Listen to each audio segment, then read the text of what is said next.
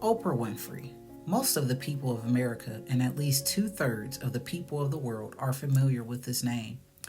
You can identify this young African American lady in many fields, like an award winning actress, a producer, a media person, one of the most influential women internationally.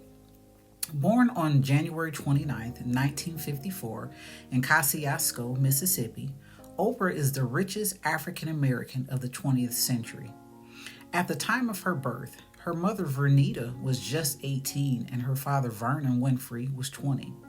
Today, she is one of the most successful women in the world, but it was not so easy to achieve this. Right from her childhood and in her teenage life, she had to face many hardships to come to this place. She had to be under her grandparents in extreme poverty when her parents got separated. Sometimes she had to wear a dress made of potato sacks. At the age of 3, her grandmother encouraged her to read and write. Soon she could read and write Bible verses and even started to speak in the church.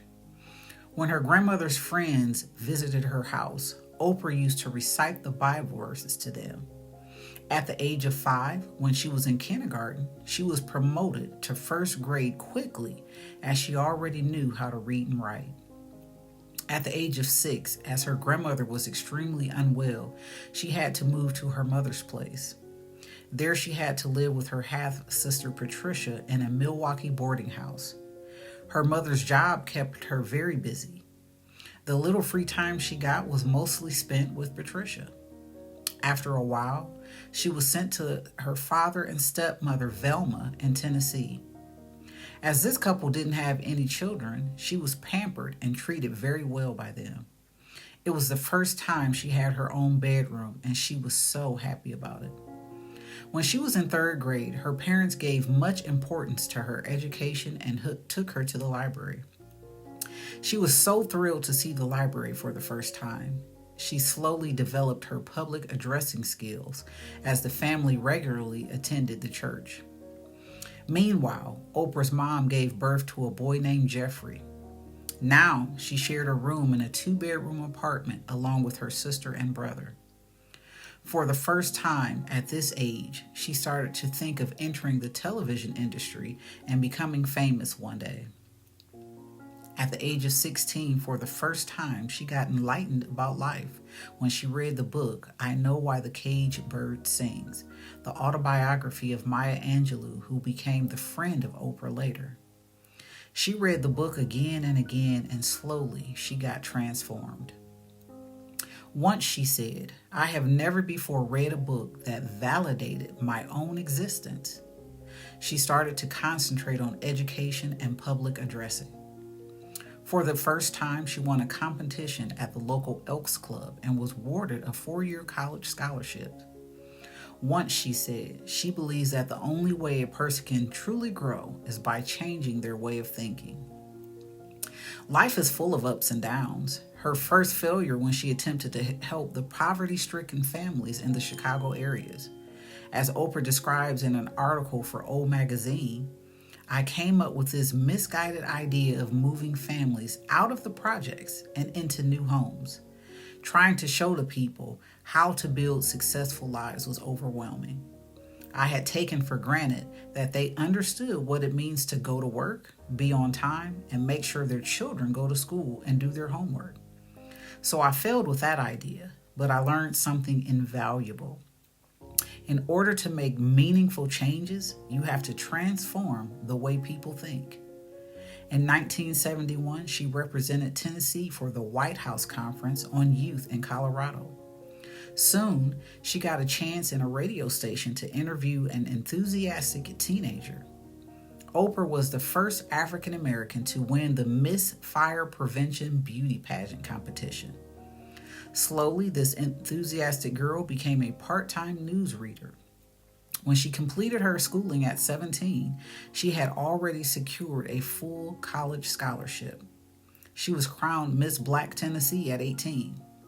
This was the first time she plunged into the television industry and became the youngest news anchor at Nashville's WTVF. Her first step to much larger things started when she joined as a co-host In a local show, people are talking.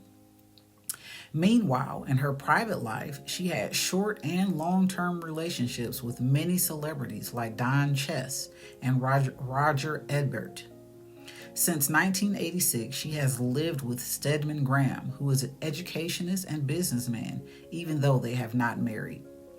In 1986, her popular show, Oprah Winfrey Show, easily won over the then top-rated show Donahue. It was her successful entry into this profession, which was generally dominated by white males. The secret of her success was she was a kinder, gentler, and more informative person, and so compassionate while others were confrontational competitors. This grand successful show, which had more than 5,000 episodes, ended in May 2011 when she was 32. At the end of the first year of the show, she had generated $30 million, which made her a millionaire. On the other side of Oprah as an actress, she entered Hollywood in the role of Sophia in Steven Spielberg's The Color Purple. She won the Academy Award for Best Supporting Actress. In 1988, she produced and starred as Sethi in Beloved. Winfrey also provided voice performances for many characters in her movies. Another grand success of Oprah's was The Coke Show. It became a powerful platform for celebrities and politicians. Through this show, they promoted their ventures. They used this show to apologize publicly for their mistakes. She supported Barack Obama during elections, which helped to get considerable votes for him. Her success went on in its zenith when she interviewed Michael Jackson, which attracted 100 million viewers. It became the most watched interview in television history. The Oprah Book Club, which is her other successful venture, has almost 2 million members.